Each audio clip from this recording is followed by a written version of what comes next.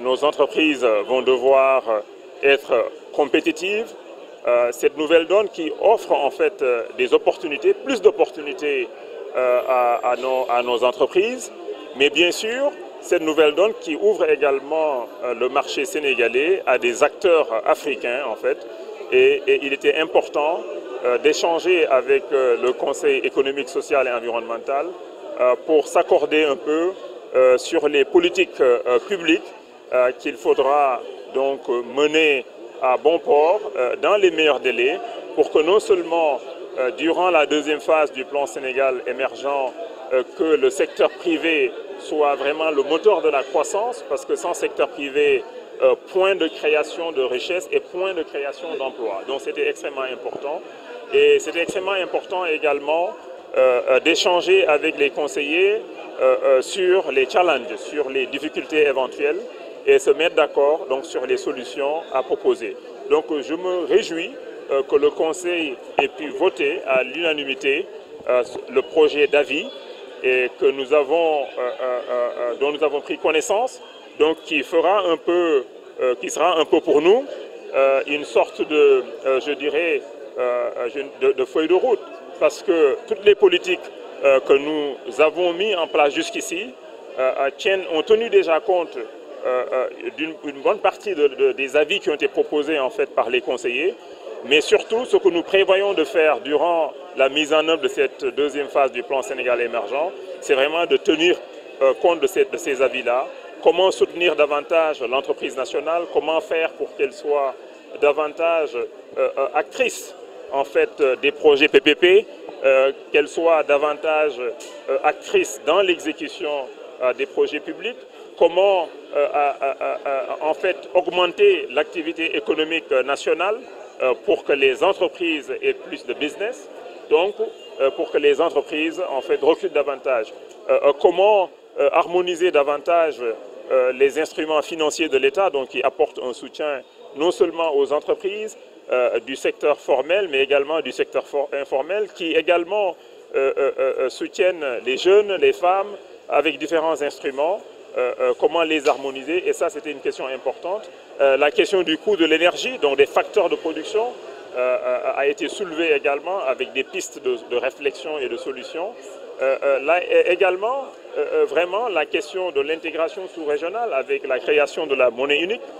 Toutes ces questions-là ont été soulevées et nous avons eu une discussion riche, dynamique, conviviale et donc toutes les idées émises vont être intégrées donc dans le projet d'avis qui a été validé, une version finale donc qui va être remis à Monsieur le Président de la République pour que le gouvernement puisse tenir compte de ces avis dans la mise en œuvre de ces politiques qui visent à avoir une croissance beaucoup plus soutenue, mais aussi créatrice d'emplois, créatrice de plus d'emplois et qui est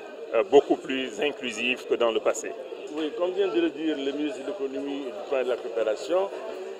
12 recommandations ont été faites en fait par les conseillers relativement à la question de la compétitivité du secteur privé sénégalais et africain en général. Parce que la nouveauté, c'est qu'aujourd'hui, nous avons, avec la SDK, l'ouverture d'un marché qui va porter sur 1 200 000 consommateurs. Et donc, nécessairement, il va y avoir des choses plus importantes en termes de compétitivité. Nos entreprises au niveau local devront affronter la compétition, puisqu'en fait, il s'agit là d'un marché ouvert où tous les États membres pourront venir échanger leurs produits. Et il est évident que dans ces conditions-là, il y va de notre intérêt, notamment pour le secteur privé sénégalais, de promouvoir sa compétitivité pour pouvoir en fait tirer le meilleur profit de cette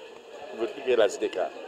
De ce point de vue, nous avons eu à faire des recommandations pour permettre à notre secteur privé de pouvoir tirer les meilleurs profits. Recommandations qui vont dans le sens de l'amélioration des mécanismes d'accompagnement, de l'accès au financement, surtout parce que cela est très important. Et de ce point de vue, on a fait des propositions concernant aujourd'hui à faire une évaluation des instruments financiers qui ont été mis en place par l'État, comme le fonds 6, le fonds GIP et tant d'autres, et voir dans quelle mesure on peut également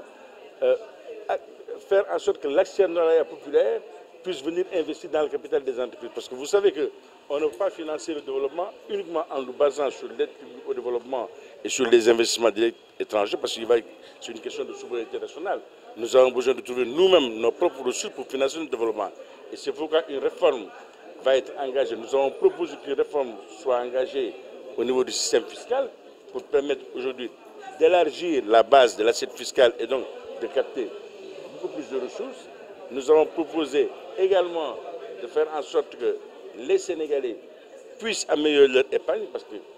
nous avons une capacité d'épargne. On ne peut pas forcer les gens à épargner, mais nous pouvons mettre en place des mesures incitatives pour permettre à ces gens-là de prendre une part dans le capital des sociétés qui vont intervenir sur les grands projets. Troisièmement, c'est la piste du partenariat public-privé, qui est une piste très importante dans laquelle nos entreprises peuvent effectivement avoir les moyens de pouvoir prendre leur part sur les marchés qui vont être lancés dans le cadre du PAP 2. Parce que n'oubliez pas qu'une des préoccupations du chef de l'État, c'est de faire en sorte que le développement de nos économies, de notre économie, soit porté en grande partie par le secteur privé national.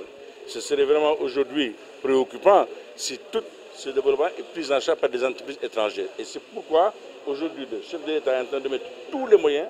pour permettre au secteur privé national de pouvoir jouer pleinement sa participation dans la phase 2 du PSE.